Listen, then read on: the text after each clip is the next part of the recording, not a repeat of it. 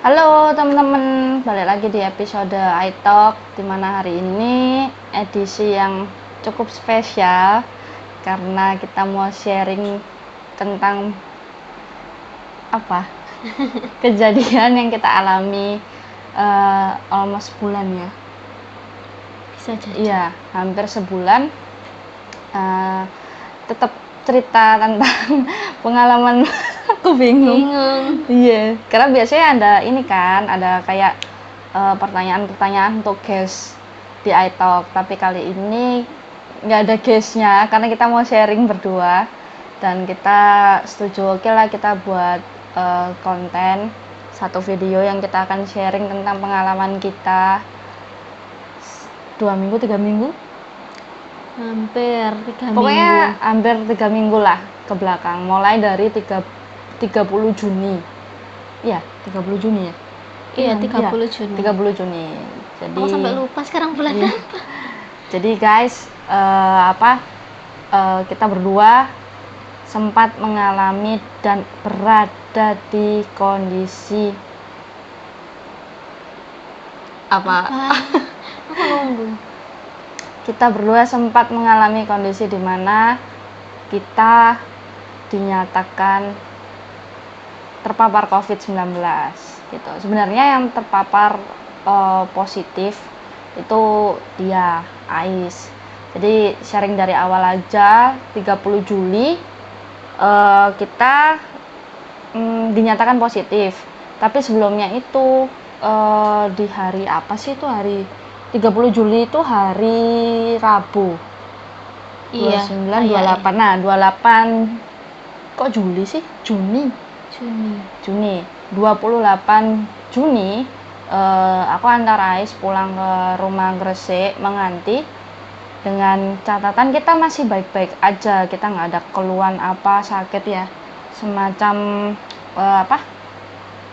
batuk, sumer, panas atau apapun itu kita nggak ada gejala, kita baik-baik aja sampai masuk di hari Selasa tanggal 29 Juni paginya.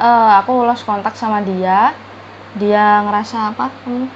Aku ngerasa tiba-tiba sakit kepala, pening, terus cokot-cokot. Terus mungkin aku mikir aku bangunnya langsung berdiri, jadi bangun tidur langsung aktivitas, nggak duduk dulu, jadi mungkin kaget badannya, jadi pusing, pikirku kayak gitu.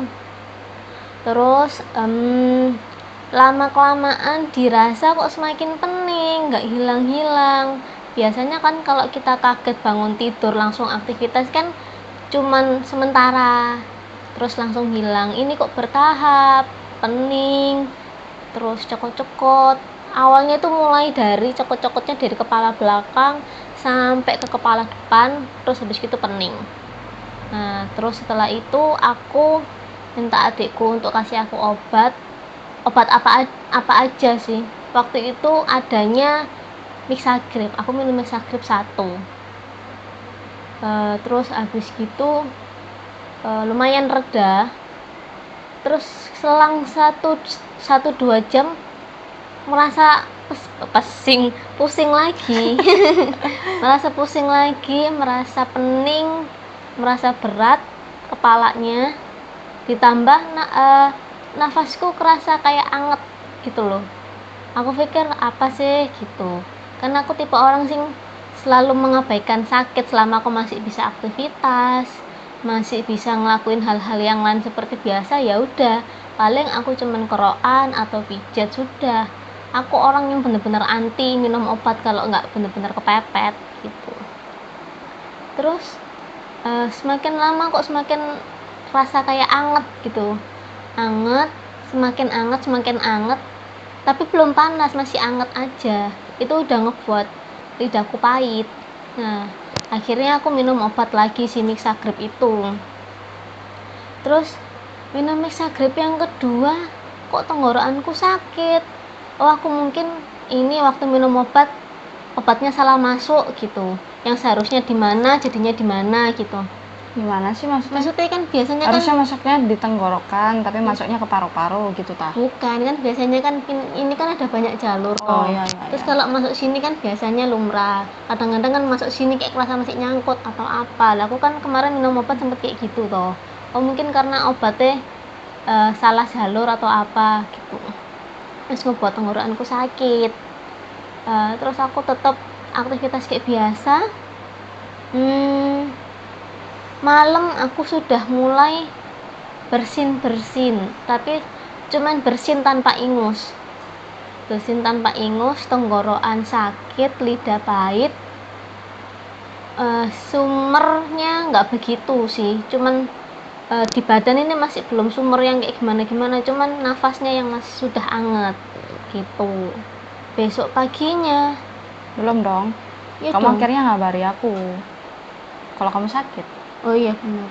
Jadi malamnya dia kabarin aku kalau dia sakit, terus dia tanya kamu nggak apa-apa ta, maksudnya karena kita kan worry, apa bener-bener worry soal corona kan. iya, worry soal covid, terus juga kita seminggu sebelum kejadian itu kita full banget kegiatannya, kita ketemu guys iTalk, terus dia juga sempat jadi apa namanya testi ya, Bukan, aku bantu penjaga ujian jaga untuk ujian psikotes gitu di salah satu SMA Surabaya.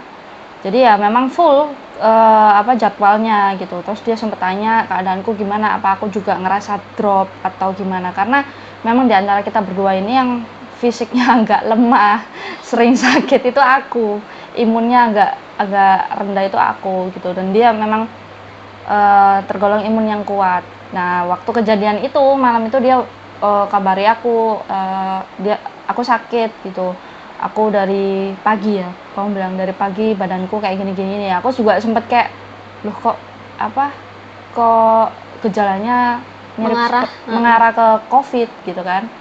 Aku masih kayak positive thinking, mungkin kecapean karena kan juga musimnya juga pancaroba kan, jadi kayak nggak enak lah gitu, hawanya juga nggak enak ya, mungkin kecapean aja karena memang seminggu belakangan itu memang full banget, kita ketemu banyak orang, terus dia juga harus jaga. Itu kamu jaga SMA 2 SMA itu SMA 8. bukan, maksud aku itu nyala berapa hari tuh? 2 hari 2 ya? hari 2 hari, terus juga dia dikejar dengan deadline scoring psikotesnya itu kan, jadi aku pikir oh mungkin kecapean, aku masih positive oh thinking. iya sih, aku jaga psikotes, Iya. aku scoring, aku kerja, aku ngelesi.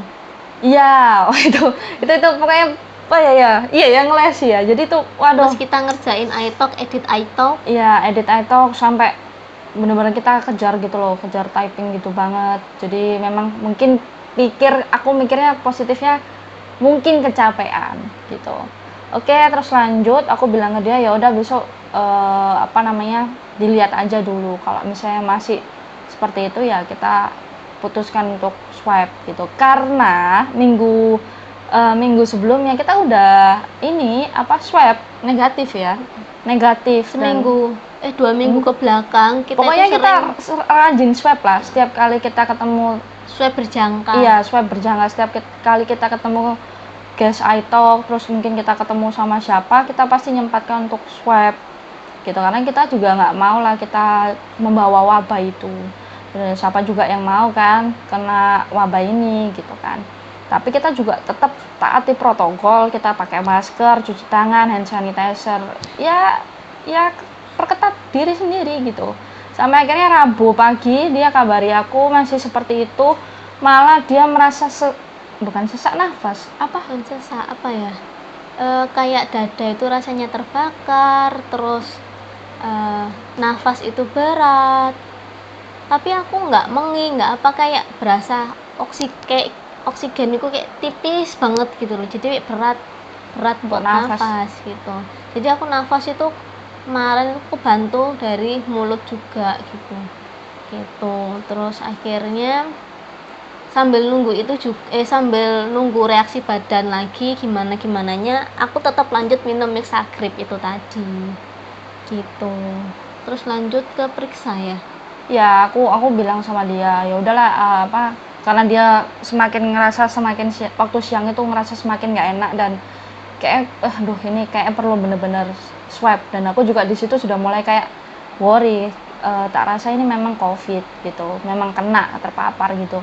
Aku bilang dia ya udahlah cari apa puskesmas, klinik atau rumah sakit di daerah dekat rumahnya dia yang di Menganti untuk dia swab, berhubung di sana memang tempatnya itu bukan jauh dari mana-mana, apa ya, minim apa ya, tempat-tempat yang memang untuk umum, rumah sakit atau apa atau swalayan ada, tapi apa ya itu tadi terbatas, terus jarak tempuhnya itu kurang lebih 30 menit 45 menit dari rumah. Nah sebelum aku ke puskesmas aku ingat kita kan punya teman perawat RKZ. Nah itu aku sempet sharing sama si dia, Kak aku lagi sakit nih gitu, gejalaku kayak gini, aku harus apa, aku bilang gitu. Aku merasa kalau aku sudah nyampe tanya ke orang solusi tentang badanku, berarti aku sudah mentok, sudah nggak enak pol badanku. Ya wes, akhirnya si perawat menyarankan aku untuk minum air hangat supaya netral, supaya enak, supaya badannya fit aja gitu loh. Untuk ngenakno tenggorokan sama nafas juga. Terus setelah itu jangan keluar rumah dulu. Terus abis gitu aku sudah ngikutin tahap yang pertama. Terus kemudian selang beberapa saat itu aku bilang kalau aku nafasnya berat.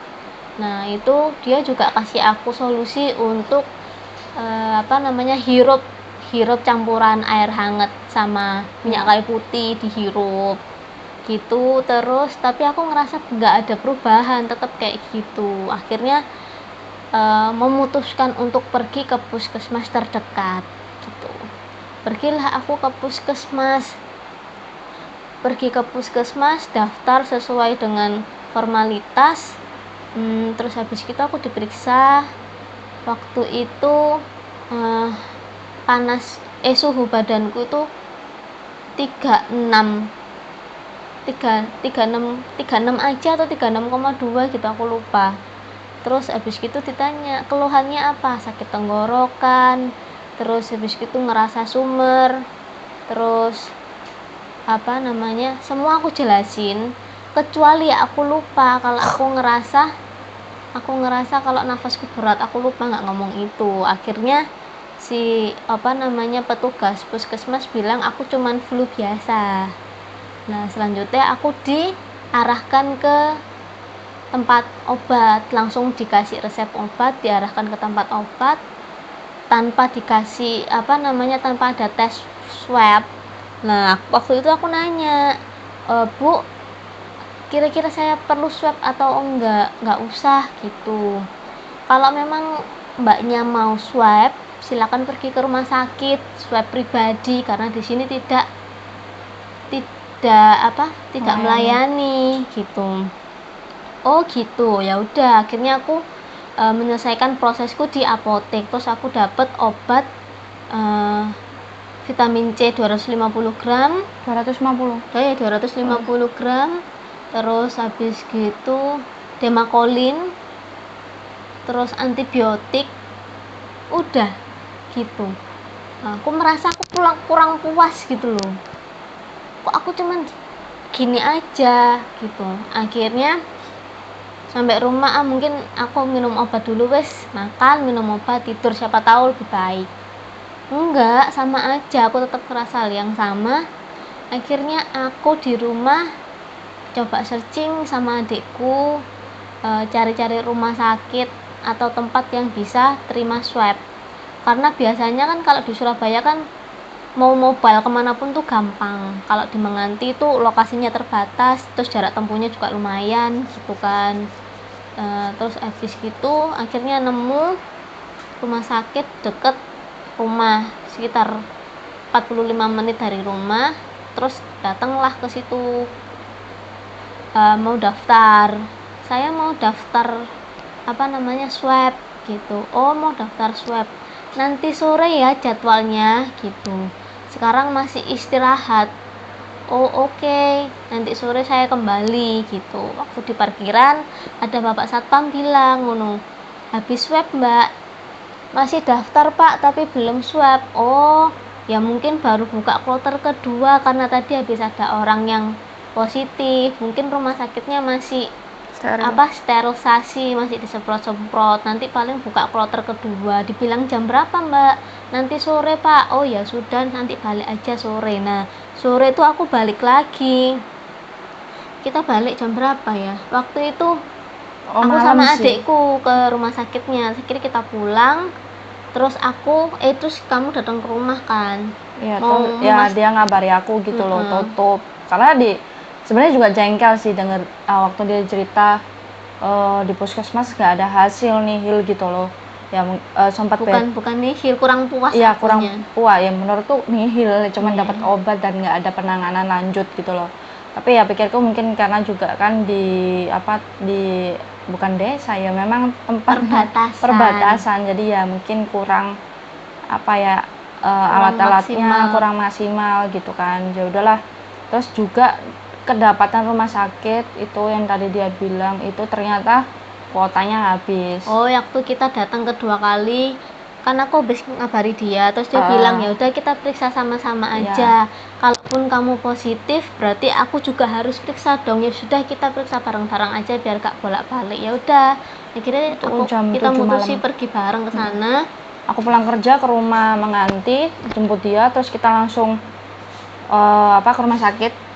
Rumah sakit itu ternyata sampai sana kita ditolak karena memang kuotanya penuh gitu. Nah di situ kita juga, waduh kuota penuh gitu, kalah start juga gitu kan, kuota penuh. Aku juga bingung. Itu di situ aku udah sebelum di situ sih, waktu perjalanan dari kantor ke rumah Menganti itu sudah pikir ini juga kalau semisal memang di rumah sakit itu kita kehabisan kuota atau memang di rumah sakit itu kita swab dan kita dinyatakan positif, otomatis mau nggak mau kan kita harus isoman gitu. Akhirnya aku tanya-tanya gitu ke teman-temanku yang punya channel hotel yang memang dikhususkan untuk isoman COVID. Aku tanya sama dia gimana kita cari penginapan yang memang khusus isoman gitu untuk COVID gitu, orang-orang yang terpapar. Dia bilang jangan dulu karena kan kita belum tahu hasilnya. Nyampe rumah sakit ternyata kuota habis. Ya udah akhirnya aku langsung hubungin teman kita yang perawat RKZ itu, kita tanya bisa nggak swab kita gitu, karena kita udah ditolak di rumah sakit ini, aku lupa rumah sakitnya apa. Terus dia bilang ya kak bisa gitu. Kakak di mana? Ini aku posisi di daerah Wiyung ya itu ya. Daerah Wiyung. Ya udah ketemuan aja. Terus si teman kita ini bilang ketemuan di rumah Nginden gitu, di rumah ini. Aku kepikiran dong kalau misalnya kita salah satu dari kita ada yang kena COVID-19 terpapar, atau bahkan kedua dari kita positif, kan di rumahku yang di sini kan ada papaku gitu, rawan juga sekalipun sudah vaksin yang kedua, tapi kan juga itu usianya rentan untuk gitu terpapar COVID. Aku juga masih ya udahlah ayo kita cari aja penginapan gitu kan, yang memang khusus orang-orang yang lagi isoman gitu. Aku tanya berbagai channel semuanya, dan aku bingung juga waktu itu karena sudah pikiran yang kepecah, karena di sisi lain juga terbatas untuk tempat untuk isoman, dan yang kedua memang mahal guys. Mahal sekali. Terus akhirnya ya udahlah, aku bilang ya udah ketemuan di rumah Nginden aja. Kebetulan juga papaku telepon gitu, kamu di mana, kalau bisa cepat pulang, papa nggak enak badan. Nah itu aku juga waduh, jangan-jangan malah kena juga, karena kan di sini juga papa ada buka usaha ini kan air isi ulang galon. Aku tambah takut juga, kasihan juga customernya. Jadi aku pikirannya nggak karuan. Terus yaudah ayo kita pulang Nginden aja, aku bilang gitu. Bila perlu swab aja semua gitu. Jadi papaku juga swab juga. Akhirnya sampai rumah nggak lama langsung datang ya. Selang 5 menit teman kita langsung datang. Terus aku tanya dia gimana apa yang dia rasa semakin nggak enak badannya, terus dia sudah mulai kayak suaranya mulai serak-serak gitu loh. Oh, terus kan sebelum waktu, sorry tak potong, sebelum itu waktu di rumah kan aku nanya ke perawat, kira-kira aku ada potensi nggak sih dengan gejala aku kayak gini. Terus dia nggak ngomong nggak kasih jawaban pasti, dia cuma bilang sementara jangan keluar dulu. Lah itu kan aku sudah mikir yang enggak, wah positif ini gitu. Karena ada salah satu temanku kerja itu sudah ada yang kena COVID gitu, dan bener-bener deket banget mbak aku, seharian sama aku, kalau kerja riwa-riwi ke tempat kerja pun juga bareng sama aku pulang pergi. Dan kita terakhir aku habis antar makanan ke rumahnya dia juga kan, tengok gitu loh, tapi bukan tengok main, cuman kayak nganter makanan ditaruh di satu tempat, nanti dia yang ambil gitu, karena dia juga lagi isoman gitu kan kasihan kalau misal gak ada mereka kan tetap juga butuh support kita, jadi makanya kita kasih care perhatian dengan cara gitu. Akhirnya lanjut, akhirnya teman kita datang, terus kita di swab. Yang di swab pertama kali itu sama aku ya? Aku. Oh kamu ya? Yang di swab pertama kali itu dia, itu ya kita kayak percayalah dalam nama Yesus, Bismillah. Nggak sampai kepapar atau apa gitu. Kita masih tetap positive thinking untuk supaya kita nggak terpecah pikirannya, walaupun di dalam perjalanan pikiran itu waduh campur aduk. Terus dia sempat ngomong kalau misalnya aku COVID gimana, terus ya aku berusaha stay cool ya, walaupun sebenarnya aku takut gimana ini nanti cara mengatasinya. Ditambahkan media kan begitu ya, waktu itu media war buka WA, status WA, buka status IG, jumlah kasus COVID sekian, yang meninggal sekian, kan jadi kayak ke distract terus berbuka cita, aduh semakin buat kita kayak aduh, terus nggak karuan. Ditambahkan waktu itu di rumah lagi pada kumpul keluargaku full, ponaan, terus habis gitu pokoknya ada anak kecil, ada papaku, ada adikku, ada masku, yang dimana mereka semua belum vaksin satu. Terus yang kedua ada anak-anak kecil. Terus yang ketiga, mayoritas penghuni rumahku ada memiliki riwayat penyakit dalam gitu. Jadi kan makin cenderung banget kena corona gitu loh, gampang banget, rentan kok cenderung saya rentan banget. Makanya aku semakin bingung kan, kalau aku positif orang rumah gimana gitu, apalagi kan aku beberapa hari pulang ke rumah gitu. Ya intinya kita takut sih gitu loh, kalau misalnya ada dari kita atau kita berdua COVID, kita takut orang lain yang ketemu kita gimana. Kita tuh nggak kepikiran kitanya, kita lebih kepikiran orang-orang yang sudah ketemu kita. Karena ada beberapa guest kita iTalk itu yang setelah take sama kita, mereka kumpul keluarga besar coy. Jadi ya kita, waduh, apalagi di beberapa keluarga mereka ada yang sudah sepuh banget, oma-oma kayak gitu loh. Jadi kita kan ya kepikiran dan pasti kita ngerasa bersalah banget gitu.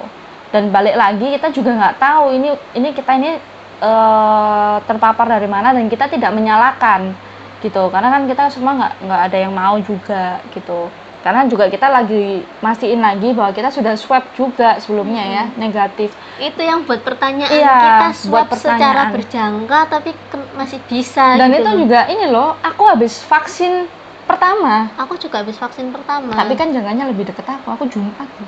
Oh iya. Aku udah bulan April. Iya.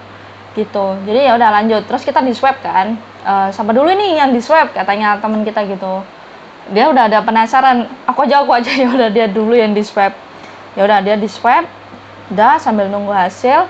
Tapi temen kita ini udah kayak senyum-senyum gitu, kayak beneran aku sudah tahu jawabannya. Kayak gitu. Terus aku juga ini kan lihat hasilnya kan gitu, mulai naik itu dari air swabnya itu kan mulai naik tuh. Waduh, kok yang di situ ada kayak C sama T gitu ya.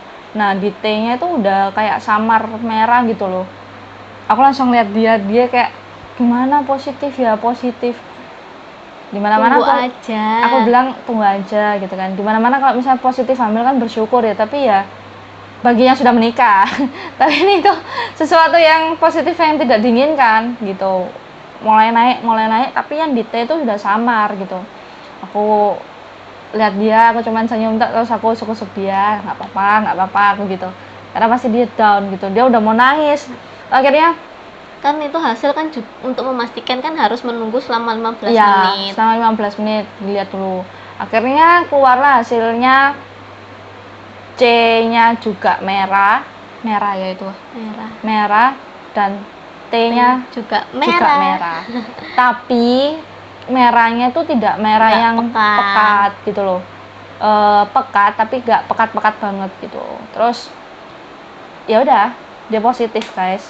Dia positif COVID-19. Aku berusaha support dia udah ya apa ini dia ngomong ya apa orang rumah, karena memang di rumahnya dia ada ponakannya dia juga kan. Gimana orang rumah loh, terus kamu gimana? Akhirnya ya udah, pastiin aja lah langsung.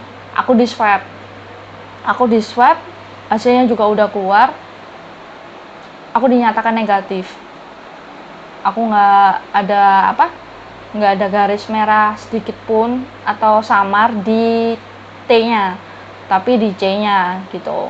Aku negatif. Nah, di sini ada kayak rasa syukur di mana oh puji Tuhan aku masih negatif. Jadi sekiranya kita saling bopong gitu, dan juga waktu dia isoman kan maksudnya kan pasti kita juga bingung kalau misalnya kita COVID dua-duanya gimana untuk cara cari makannya, masak atau lain sebagainya.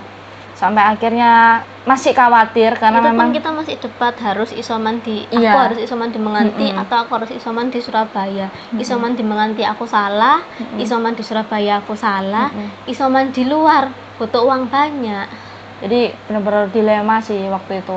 Sampai akhirnya hasilku sudah keluar, aku negatif dan Ais positif. Tapi di situ aku masih dikatakan bahwa aku OTG. OTG itu sepengetahuanku orang tanpa gejala. Kenapa seperti itu? Karena aku orang yang berdekatan atau memiliki kontak intens dengan orang yang terpapar COVID-19. Jadi aku juga ikut di isolasi mandiri secara tidak langsung. Akhirnya kita berdua dikasih saran kalau memang tidak bisa isoman di tempat yang lain, dalam arti di hotel atau di rumah sakit, karena waktu itu juga kebetulan rumah sakit se-Surabaya penuh, full. Aku juga udah inisiatif juga kalau memang dia harus di rumah sakit, karena kan kalau COVID-19 takutnya butuh oksigen atau perlengkapan yang lain, karena dia lagi bukan bermasalah, memang dia lagi gangguannya waktu itu soal pernafasan. Jadi aku worry banget, aku cari-cari channel gitu, aku cari rumah sakit, ternyata pada full semua, dan beberapa orang menyarankan untuk isoman di hotel yang memang khusus COVID-19. Dan akhirnya kita masih bimbang waktu itu gimana. Akhirnya aku bilang sama papaku, tanya gimana hasilnya. Aku bilang salah satu dari kita ada yang COVID terpapar. Siapa gitu? Aku bilang Ais. Loh, terus gimana cara penanganannya? Karena kita benar-benar bingung banget gimana cara nanganinya, karena ini pertama kali juga gitu. Terus kita nggak langsung isolasi mandiri waktu itu karena saking speechless-nya, kita langsung WhatsApp semua orang-orang yang ketemu sama kita. Aku langsung hubungin pihak kantorku, HRD-ku, teman-temanku, partnerku kerja. Dia juga ngubungin teman-teman, terus kita ngubungin guys iTalk, dia ngubungin anak yang kamu lesi ya. Pokoknya kita semua ngubungi orang-orang yang benar-benar interaksi. Terakhir ke belakang interaksi sama kita yang kasih kabar kalau kita COVID, kondisi kita kayak gimana, sakit, terus kena COVID. Terus kemudian kita juga say sorry kalau mungkin ada di antara kalian yang terpapar juga, kena gejala, mungkin juga kurang lebihnya mungkin dari kita atau apa gitu. Kan mereka juga punya keluarga dan kerabat yang lain gitu, yang harus mereka jaga gitu. Sampai akhirnya kita memutuskan isolasi mandiri di rumah Nginden. Karena di satu menurut aku di sini itu perlengkapan medis lebih baik daripada di rumahku di Menganti. Bukan lebih baik, bukan lebih ada. Karena kan waktu itu kan mamaku sakit, ada peralatan di sini, ada tensi, saturasi oksigen, oksigen portable, terus apa ada beberapa obat-obatan, apa ini termometer, semuanya ada gitu. Jadi perlengkapan yang dibutuhkan itu cukup ada lah untuk gitu. Cover selama isoman. Sedangkan di Menganti kan nggak ada kayak gitu. begituan. Dan terus setelah itu kita masih bingung di sisi lain karena ada papa gitu, papa gimana gitu kan. Terus papa juga lagi jualan gitu kan. Kita takut banget kita menularkan COVID itu, sekalipun aku dinyatakan negatif ya gitu. Aku juga harus berjaga-jaga juga karena sistemnya karena cara virus ini bekerja itu nggak langsung hari itu kalian terpapar. Semisal ada yang lingkup kalian terpapar, tapi nunggu 3-5 hari ya. Iya, bisa 3 atau 5 atau 10 baru ketahuan gitu loh teman-teman. Infonya sih kayak gitu. Infonya kayak gitu. Terus akhirnya kita ke diskusi gitu. Karena papaku juga akhirnya parno ya. Minta kita ya apa ini enaknya isolasi gimana gitu. Kalau semisal Ais pulang ke rumah Menganti gimana? Si perawatnya bilang jangan, nggak boleh karena dia ini lagi terpapar gitu. Nah, lebih baik ya sudah di rumah ini aja. Terus gimana dengan papa dan usahanya papa? Lah, kan Ais di kamar aja, dia nggak akan keluar dari kamar kecuali ke kamar mandi. Dan itu sampai isoma selesai gitu. Lah terus apakah nggak berbahaya untuk kita yang lagi merawat dia, dalam arti kayak buatin makanan, terus ya intinya cover lah di luar kamar gitu. Dan juga ada papaku beserta usahanya, kata teman kita itu nggak masalah gitu. Jadi Ais hanya boleh keluar ruangan kalau akannya mandi, dan itu kalau mau mandi di pagi hari atau sore hari, yang harus mandi duluan papaku dulu, baru aku, setelah itu Ais. Nah setelah itu gimana? Disemprot sama saniter, kayak disterilin lah kayak gitu. Kita pakai saniter yang portable gitu, yang semprot gitu ruangan. Jadi kita semprot ruangan semuanya. Terus gitu terus berulang kali. Kalau semisal dia lagi pipis atau lagi mau pup atau apa ya, kita akan semprot. Lah gimana alat-alat makan dan mandinya kita sendirikan. Jadi Ais akan mandi dari bak mandi di lantai aku siapin gitu. Terus alat makannya juga aku sendirikan. Makannya juga kita pisah kayak gitu. Terus aku dianjurin sama teman kita yang perawat itu, ketika aku pegang alat makannya dia untuk nyuci atau apa, aku pakai glove. Oh, untungnya kita punya glove. Iya, dan lagi-lagi kita punya glove medis gitu. Glove medis sama glove plastik gitu. Ya, balik lagi itu tadi kenapa kita akhirnya kekal ya udah isoman di rumah, karena semuanya ada gitu loh. Kecuali obat. Ya, kecuali obat. Nah, setelah itu diskusi juga sama papa, walaupun papa sempat parno ya, masih khawatir gitu loh, karena ya itu tadi mungkin beliau lagi rentan juga kondisinya, terus lagi berjualan. Aku diskusi lagi sama teman aku itu, gimana enaknya? Nggak apa-apa, nggak masalah, karena memang si Ais ini nggak sampai ke keluar gitu loh, hanya pergerakannya di kamar dan ke kamar mandi gitu.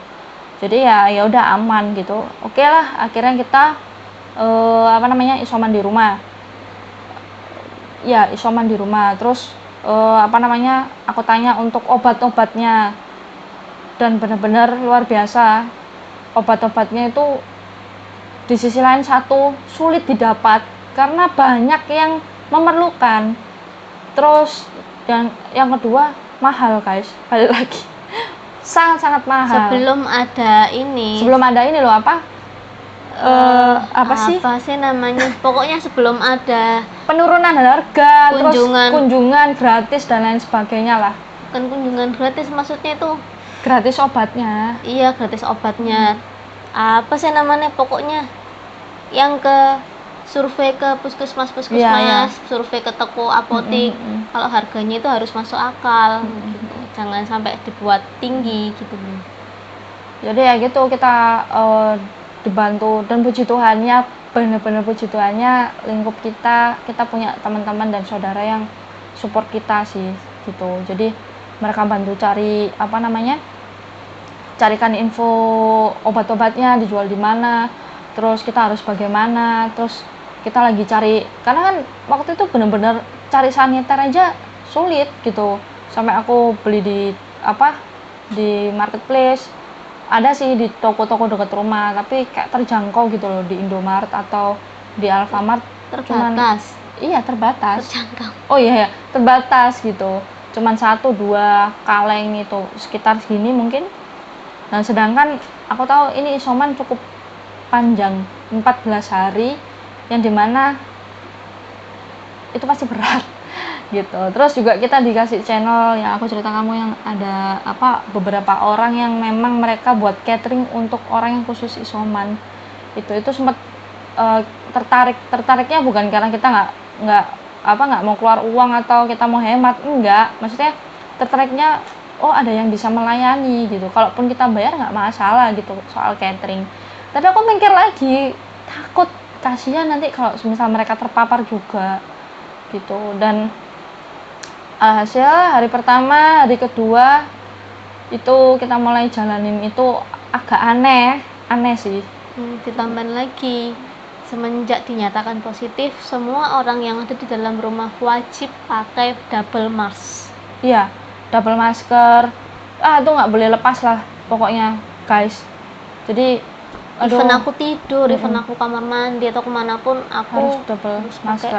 masker. Bila perlu ada face shield, kalian harus pakai face shield juga. Berhubung face shield itu sudah ada di kamar dan dia langsung diisolasi mandiri waktu kejadian itu 30 Juni itu, akhirnya ya cuman double masker sama pakai glove itu tadi.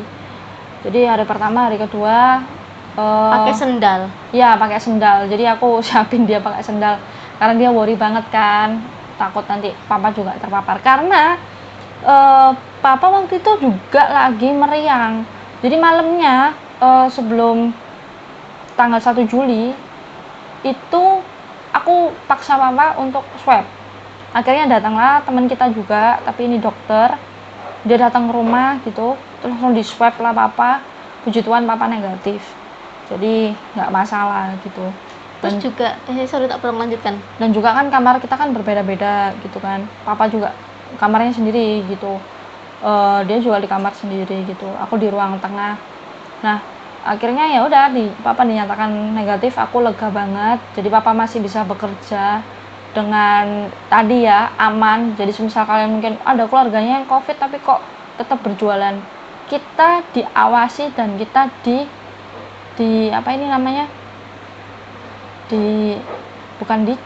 dicek ya. Kita intinya kita diawasi, konsultasi dan diawasi oleh pihak-pihak yang memang tahu bagaimana cara penanganan COVID. Ada perawat dan ada dokter yang ngawasi kita, yaitu teman-teman kita juga gitu. Jadi aman. Dan juga lingkup kerja papa, air isi ulang itu jauh dari kamar kita gitu. Jadi aman untuk kalian isolasi mandiri seperti itu. Tadi kamu ngomong apa? Terus juga ketika waktu kita tahu aku COVID, aku juga langsung ngabarin orang rumah menganti dan bener-bener nyuruh mereka nanti luangin waktu untuk swab. Aku juga kepikiran. Bukan luangin waktu, tapi langsung nyari kita tuh bilang nanti keluargamu juga harus swab, tapi nunggu 4 hari. Iya, nunggu gitu. Langsung aku nyuruh mereka untuk nyari tempat yang untuk swab. Kalau bisa pun drive thru nggak masalah, atau panggil perawat gitu. Nah, sedangkan perawat teman kita itu kalau ke rumah menganti itu kasihan, jauh banget rumah aku. Ya udah, terus kan aku juga berusaha nyari drive thru, karena kan kalau memang satu rumah pergi ke rumah sakit kan kasihan yang kecil-kecil juga loh. Akhirnya mereka tes swab dan alhamdulillah negatif semua gitu.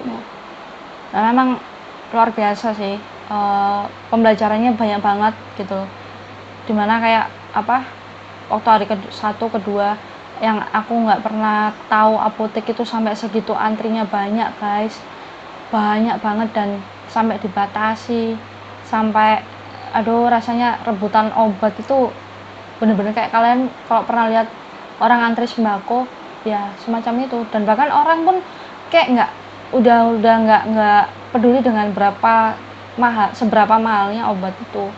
Jadi waktu hari pertama kedua itu aku bener-bener apa ya, kasarannya rebutan obat iya rebutan gitu. Jadi aku hari pertama kedua itu kan keliling tuh cari obatnya khusus covidnya dia, karena di yang teman kita itu nggak ada, dia masih mengusahakan yang antibiotik untuk virusnya itu.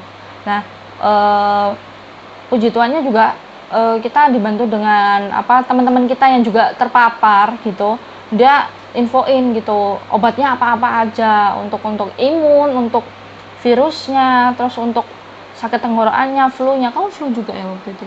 Iya, Gitu. saya tak luruskan. Sebelum beli obat, kita memang sudah dapat resep Ya. obat-obat apa aja yang harus dibeli, mulai dari obat antivirus, waktu itu oseltamivir atau favipiravir, terus Sama Fluvir, Flovir, Avegan. kayak gitulah. Nah, terus obat-obat yang disebutkan itu benar-benar langka dan mahal. Akhirnya dapat info dari beberapa channel, mereka bilang kalau memang itu susah didapat dan kamu nggak punya, tapi berhubung aku harus minum, akhirnya beralihlah ke ivermectin. Nah, terus kemudian kita sharing lah sama teman kita itu, si perawat, Nggak apa-apa, aku nggak apa-apa pakai ivermectin karena kendalanya obatnya langka dan lain sebagainya, adanya ivermectin. Oh oke, boleh. Ya udah, akhirnya aku konsumsi ivermectin. Terus habis itu obat antibiotik. Obat antibiotiknya itu aziklomycin kalau nggak salah ya. Terus habis itu ada vitamin C. Kita vitamin C nya pakai yang ini vitamin loh, C yang sedu yang 1000 ya. 1000, iya vitamin C 1000. Terus habis itu vitamin D waktu itu pakainya High D 5000. Terus habis gitu untuk zinc-nya itu kita pakai Imbos, iya. Imbus Forte. Terus untuk vitamin B-nya pakai kita pakai Neurobion Pink. Terus untuk tenggorokan, papa aku tuh saran suruh untuk jaga stamina, jaga tenggorokan biar lebih enak. Itu suruh buat bejo madu merah, bukan bejo jahe merah campur sama madu. Sebenarnya harus pakai lemon gitu loh, tapi waktu itu seadanya aja kita buat bejo itu, jahe merah itu sama madunya kita pakai madu apapun. Waktu itu aku pakai madu TJ 1 sendok gitu, jadi air hangat, bejo itu tadi sama 1 sendok madu, terus aku aduk dan itu manjur dan enak guys. Coba buat kalian yang mungkin lagi terpapar atau lagi batuk atau menjaga imun, kalian coba itu mantap sih resepnya. Dan ada juga yang banyak banget yang perhatian juga kasih resep-resep ini, ada yang degan hijau, air kelapa hijau lah dikasih itu banyak banget, saking banyaknya aku sampai udahlah ini aja lah yang sudah yang ada dulu gitu. Karena memang benar-benar memfilter apa yang seharusnya dan apa yang disampingkan gitu.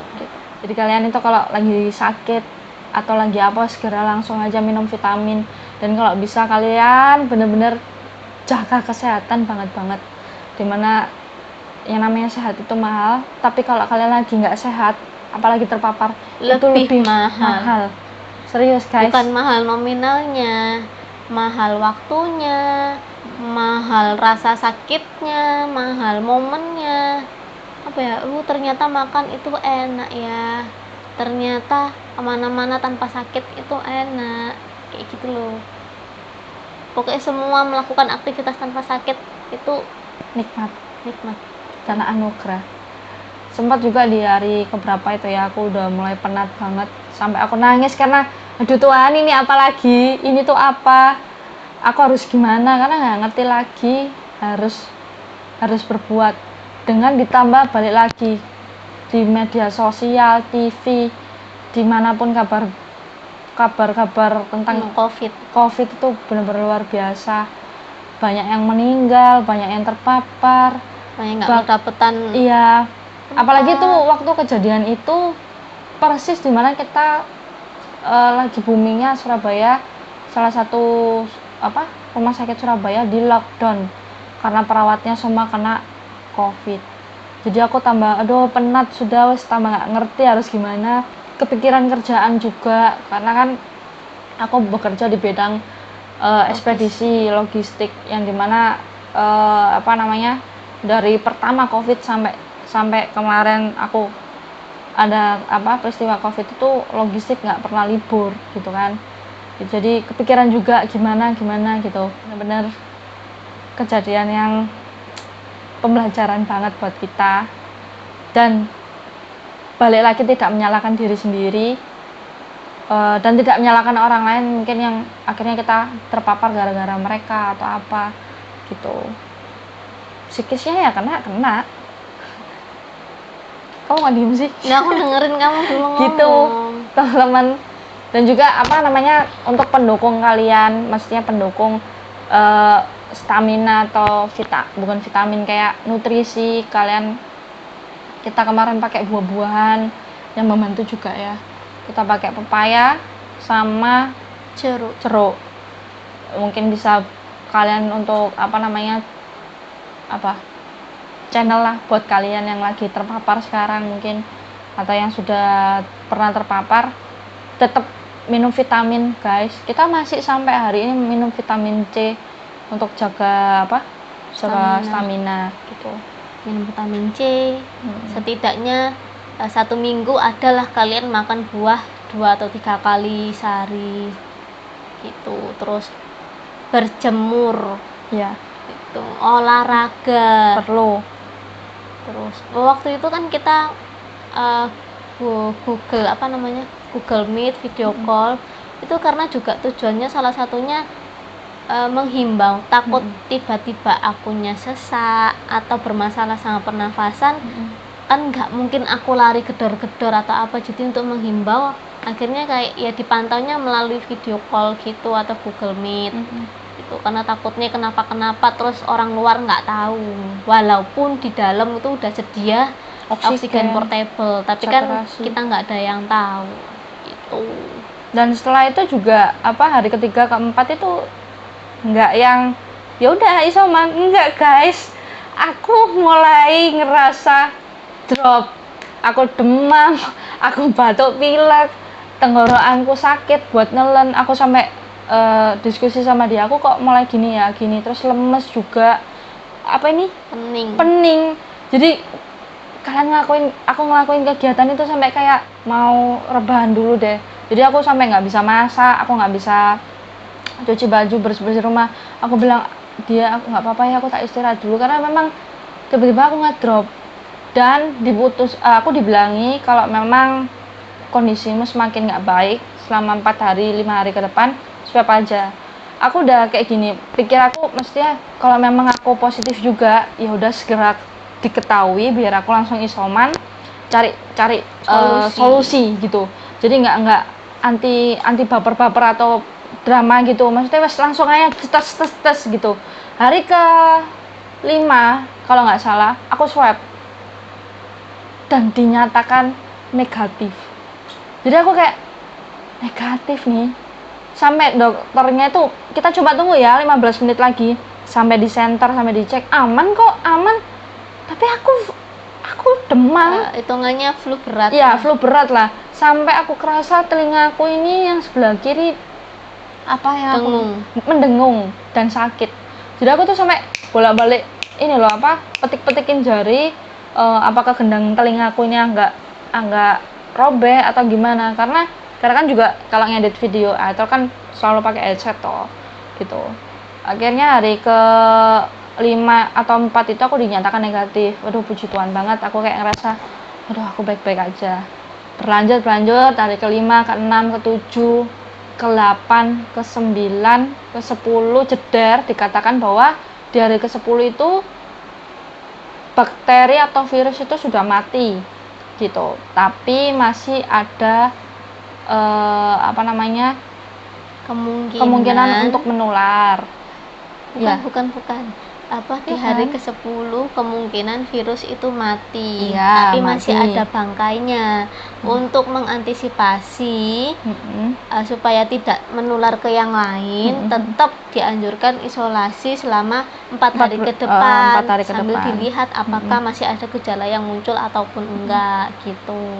Terus waktu hari ke-10 itu cobalah dia swab mandiri pakai yang air liur, antigen air liur dicoba, hasilnya bener-bener buat seneng, negatif. Wah, negatif nih hasilnya, wah mantep gitu. Wah, berarti udah nggak ini. Nah, di situ kita juga bingung, kita diskusi sama teman kita yang perawat itu, gimana ini udah negatif, apakah boleh beraktivitas di dalam rumah tapi masih isoman, dengan tetap pakai masker tapi sudah nggak jaga jarak, atau kita sudah boleh satu kamar lagi. Boleh satu kamar tapi tetap harus pakai masker. Bayangin itu kita tidur tetap pakai masker, guys. Tapi kita akhirnya enggak. Ya, kita memutuskan tetap enggak lah, sabar aja, terus beraktivitas juga sabar aja, direm gitu, jangan sampai aktivitas berlebihan gitu. Terus dia juga, aku bilangnya jangan over olahraga gitu. Ya udah, terus akhirnya hari ke 12 ya, hari ke-12 atau hari ke-13 happy dong, udah hari ke-13 dinyatakan bahwa pasti virusnya itu sudah mati dan tidak menular lagi karena nggak ada gejala apapun. Itu kesalahan sih, dan kayak rasanya kita kecolongan juga. Jadi dia beraktivitas terlalu over, terus dia malam ya, aku sempat nyicil kerjaan juga. Iya, sempat nyicil kerjaannya dia buat materi. Terus aku tiba-tiba panas, demam lagi, guys. Langsung panas. Aku berasa bayi yang kalau habis sembuh jangan langsung aktivitas, nanti kumat lagi ya, kayak gitu. Langsung panas tinggi 37 ya. Iya, 37. Dan itu sampai di hari ke-14-nya dia masih sumer. Masih naik turun dan 36 ke 37, 36 ke 37. Sampai akhirnya kita tetap putuskan untuk swab di hari ke-14-nya sekalipun dia udah demam kayak gitu. Dan hasil awalnya seneng negatif. Tapi ternyata dokter yang kita pakai ini adalah benar-benar yang teliti banget. Kan kita tetap harus nunggu selama 15 menit. Setelah 15 menit dokter kita itu ngeliatin, memastikan bahwa hasil itu benar-benar akurat. Selama 15 menit dokter itu benar-benar memastikan hasilnya aku itu akurat atau enggak. Awal benar-benar kelihatan dong negatif, tapi kok dokternya masih ngerasa ini masih perlu harus dilihat lebih teliti lagi. Bener, ngambillah senter, dilihat di senter masih ada garis di kolom T itu tipis banget, merah tipis gitu. Terus kamu masih ada positif ini. Terus memang orang yang sudah isoman selama 14 hari tidak harus untuk melakukan tes ulang karena sudah dipastikan virus itu mati. Tapi berhubung aku kerja, aku butuh surat untuk pekerjaanku, dan hasilku masih positif, akhirnya dokter menyarankan gimana kalau kamu isoma lagi sambil nunggu keadaanmu stabil, karena kamu juga masih panas gitu kan, masih panas, terus susah makan. Nafsu makannya mulai turun. Di hari keberapa itu dia bilang kayak aku kok malas makan ya, nafsuku udah mulai turun. Dan puji Tuhannya selama 14 hari dia nggak ada gejala yang kehilangan penciuman, perasa, itu nggak ada gitu. Jadi ya udah, di hari ke-14-nya gagal dinyatakan negatif, dia tambah isoman lagi. Iya, tambah isoman lagi selama 7 hari. Berarti total aku isoman 14 hari 21. plus 7 hari. Totalnya 21 hari. Bete sih, bete karena kayak dia yang lebih tinggi. Dia yang lebih bete, dan karena aduh rasanya isoman tuh nggak enak guys. Kalian nggak bisa kemana-mana, bahkan kalian ke kamar mandi aja harus apa ya harus hati-hati gitu loh. Dan ya wes lah, akhirnya kita ya udah nggak apa-apa, pasti Tuhan punya rencana, mungkin kita disuruh imun kita lebih kuat lagi kayak gitu. Oke, jadi dia isoman lagi selama 7 hari, tapi tetap boleh tapi sudah boleh beraktivitas di dalam rumah, tapi tetap pakai masker double dan nggak boleh kecapean, nggak boleh diforsir gitu. Akhirnya benar-benar 7 hari itu dibuat benar-benar dia kayak bed rest. Terus kalau aku udah lihat dia jangan diforsir, dia benar-benar nggak nyentuh kerjaannya sama sekali. Jadi ya udah 7 hari dibuat have fun, sukacita, lihat drakor. Kalau buat aku sih ini pembelajaran banget ya, bukan satu kondisi yang perlu disesali atau apa gitu, karena banyak belajar banget gitu. Dan hasil dari isoman pun kita juga lebih pemikiran kita lebih positif, lebih baik, terus badan juga mulai kayak baik gitu. Terus banyak hal-hal yang mungkin kita nggak pernah lakuin tanpa kita sadari, mungkin kita harus istirahat atau merenung, mungkin buat sesuatu atau pemikiran yang tertunda. Kalian mau rencanain, kalian bisa rencanain selama 14 hari itu, tapi juga bukan berarti harus kalian kena covid, enggak. Tapi kalau aku secara pribadi, aku belajar banyak dari kejadian covid kemarin, karena itu arti survive, benar-benar kalian memperjuangin sesuatu yang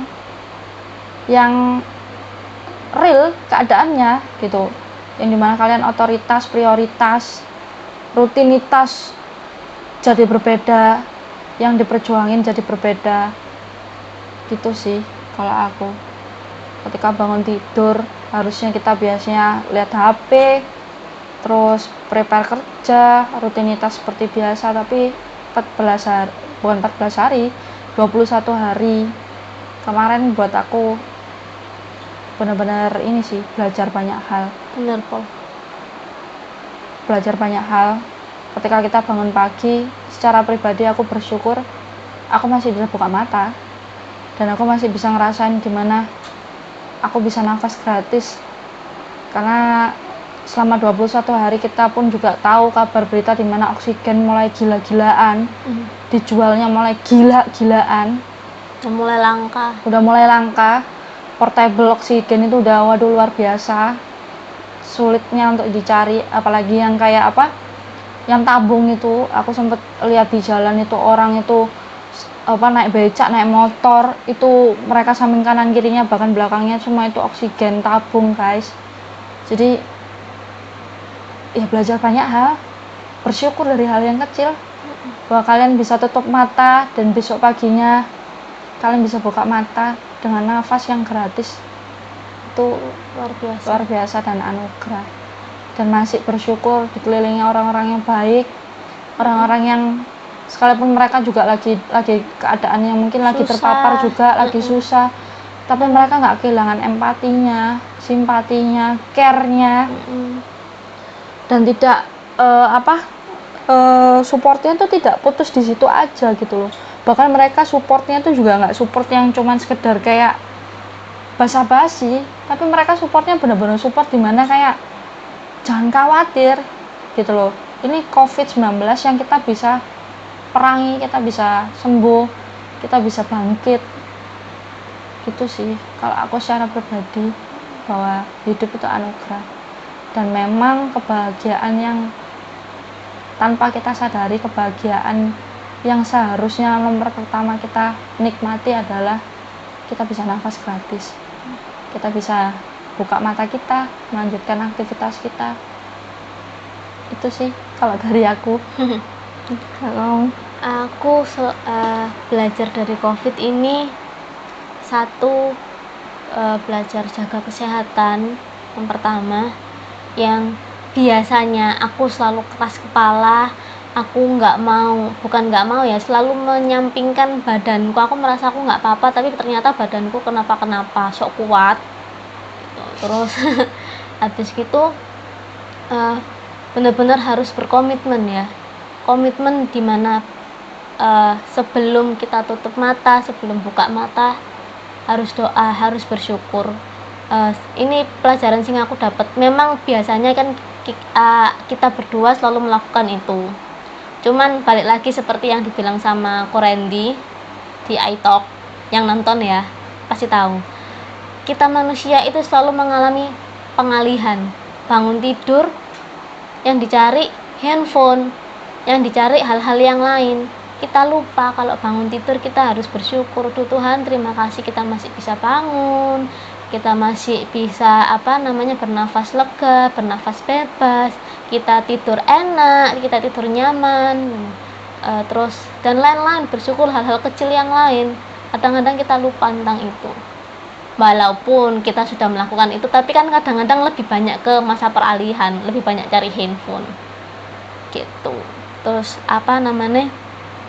lebih memperhatikan hal-hal sekitar sekecil apapun, terus lebih memperhatikan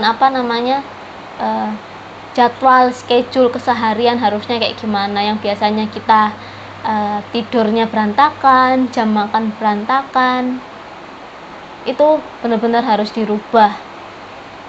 Karena salah satu cara bersyukur ya dengan merawat badan kita. Betul. Gitu. Salah satu tanda bersyukur merawat badan kita sudah berjuang nemeni kita aktivitas seharian, tapi kamu makannya berantakan, minum berantakan, tidur berantakan, kasihan badannya, capek gitu. Terus memanfaatkan waktu semaksimal mungkin. Terus bersyukur sudah, maksimalkan waktu sudah, berpikir positif, itu benar-benar obat mujarab. Apa yang ada di pikiran, apa yang ada di hati, kalau memang sumbernya itu positif, baik, itu juga akan pengaruhi badan dan pikiran kita gitu. Tapi kalau pikiran kita buruk, negatif terus, mikirnya aneh-aneh, itu juga akan buat badan sama pikiran kita down, buat kita sakit, semakin sakit, nggak malah sembuh, nggak malah malah jadi kenapa-kenapa. Jadi obat yang baik, obat yang mujarab adalah hati yang gembira. Mantap. Aku juga mau nambahin sedikit, ketika kalian punya teman, kerabat, atau keluarga kalian sendiri yang lagi terpapar COVID-19, tolong jangan dijauhi, tolong jangan dikucilkan, tolong jangan dicaci atau dengan segala macam bercandaan kalian itu, karena itu nggak guna guys, itu nggak baik buat dia. Karena COVID-19 nggak nyerang badan aja, nggak nyerang kesehatan aja. COVID-19 itu menyerang, pertama kali yang diserang adalah pikiran sama hati gitu. Karena apa? Karena ketika dia dinyatakan positif, down, mental down, nangis. Tapi balik lagi, support itu tadi, aku ngomong ke dia bahwa ayo kita bisa kok, kita bisa. Sekalipun aku ngomong kayak gitu nggak ada rasa khawatir banget, karena itu tadi dengan kondisinya dia yang nafasnya udah kayak gitu menging ya, kayak menging gitu, berat aja gitu, berat kayak gitulah pokoknya. Apalagi kita cuma punya oksigen portable cuma satu gitu loh. Banyak sekali teman-temanku, kerabatku yang luar sana keluarganya meninggal karena kehabisan oksigen. Jadi kalau kalian punya keluarga atau teman atau kerabat dekat kalian yang sedang mengalami seperti ini, tolong jangan dijauhi, jangan dicaci, jangan dibecandain, atau mungkin kalian bully dengan kata-kata yang seharusnya nggak perlu kalian ucapin, karena mereka butuh semangat kalian, support kalian. Balik lagi, ketika positif tadi, berpikir positif itu sangat perlu. Gimana mereka bisa membuka pikiran mereka dan nggak menarik diri, tidak merasa bersalah bahwa mereka pembawa wabah COVID itu. Intimidasi, kita yang kena COVID merasa terintimidasi, semua yang ada di sekitar kalau kenapa-kenapa itu pasti salah kita gitu. dan itu benar-benar dampak yang jelek, semakin jelek, membuat kita drop, membuat kita nggak karuan. Tapi balik lagi itu tadi aku bilang, jangan jauhi, jangan dikucilkan, apalagi pandang sebelah mata. Dan lebih kelewatannya lagi setelah dia sembuh malah dikucilkan karena pernah terpapar dan takut kalian terpapar, itu jangan sampai. Itu nggak baik teman-teman, beneran itu nggak baik, karena mereka benar-benar butuh support kalian, mereka butuh dirangkul, mereka butuh dikasihi, benar-benar mereka butuh perhatian yang luar biasa. Karena ketika COVID-19 menyerang dan mentalnya sehat, pasti tubuhnya juga sehat dan dia akan cepat sembuh. Dan hari ini kita bersyukur, bukan berarti kita pakai hitam-hitam kita lagi berduka, tapi kita bersuka cita hari ini tanggal berapa? 25 Juli, kita berdua sudah bebas COVID-19, kita berdua sudah menang dari COVID-19 itu, tapi kita juga bersyukur sama Tuhan, dan COVID-19 itu kita dapat pembelajaran yang berharga gitu. Evaluasi diri. Semangat buat kalian teman-teman yang lagi terpapar, jangan putus asa, bawa hati yang gembira adalah obat, stay positive thinking. Cari aja berita-berita yang sukacita, berita-berita yang buat kalian bahagia. Jangan yang malah cari berita-berita yang nggak benar, apalagi sekarang lagi PPKM.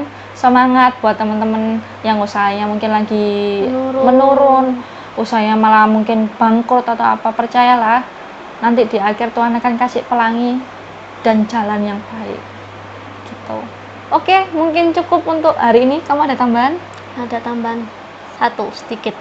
Apa? Kalau memang kalian takut untuk ngebantu orang yang kena COVID, nggak mau ngerangkul orang yang kena COVID, setidaknya kalian rangkul keluarganya, rangkul orang sekitarnya.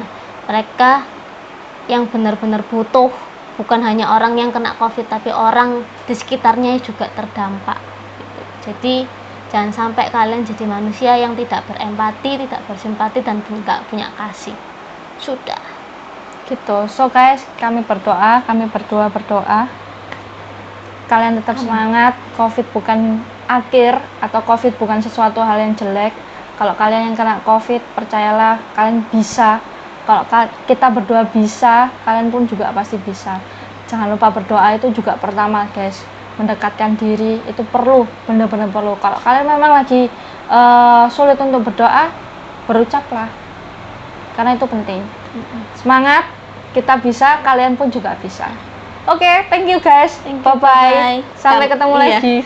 Kamu tadi gini, aku berasa kayak saya Kami. IPH, saya Ais, kami gitu. Apa sih? Oke guys, thank you. Sampai ketemu lagi di episode iTalk berikutnya dengan guest-guest yang luar biasa, dan tetap dengan pengalaman baru, cerita baru, di mana mereka jadi heroes di kehidupan mereka, dan kami barusan juga menjadi heroes untuk penyakit kami, yaitu COVID-19. God bless. Bye-bye.